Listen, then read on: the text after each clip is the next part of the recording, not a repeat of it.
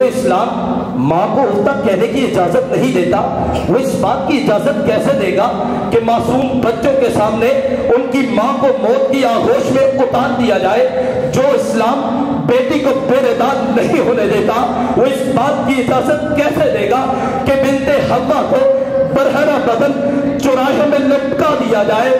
جو اسلام یتیم بچے کے سامنے اپنے بیٹے کو بیٹا کہہ کے نہیں پکارنے دیتا، وہ اسلام اس بات کی اجازت کیسے دے گا کہ معصوم بچوں کے سر سے ان کے باپ کی شفقت کو سلب کر دیا جائے؟ جس اسلام میں بھائی کھڑے ہو کے بہن کا استقبال کرتا ہے، وہ دین اس بات کی اجازت کیسے دے گا کہ بھائی کے سامنے اس کی بہن کی عزت کی دھجیاں اڑا دی جائے؟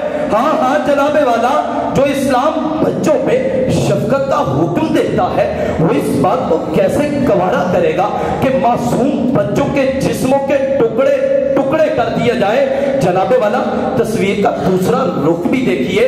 بھارت میں گرتی مسجدیں، فلسطین میں سسکتی بیٹیاں، کشمیر میں لٹتی عصمتیں، شام میں دم توڑتی انسانیت، برما میں بہتا لہو، پاکستان میں پھیلتی دہشت گردی، اس بات کا منہ بولتا ثبوت ہے کہ شدت پسند اسلام نہیں بلکہ تحفظ انسانیت کے نام نہاد ٹھیکیدار ہے۔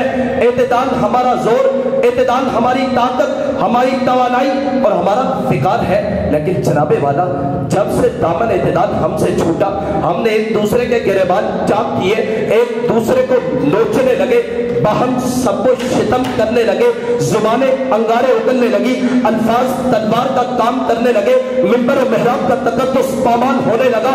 پھر کیا تھا؟ پھر مجلس جلسہ گاہے میدان جنگ کا منظر پیش کرنے لگی اور اعتدال پسندی کو شدت پسندی کی نظر کر دیا گیا۔ افسوس، صد افسوس، ہماری سوختہ بختی کے صفحہ ہستی پہ سب سے پر امن امت کو شدت پسندی کی علامت بنا کر پیش کیا گیا۔ سیالکوٹ کی سرزمین پر مذہب کے نام پر اسلام کو، اسلام کے تصور اعتدال کو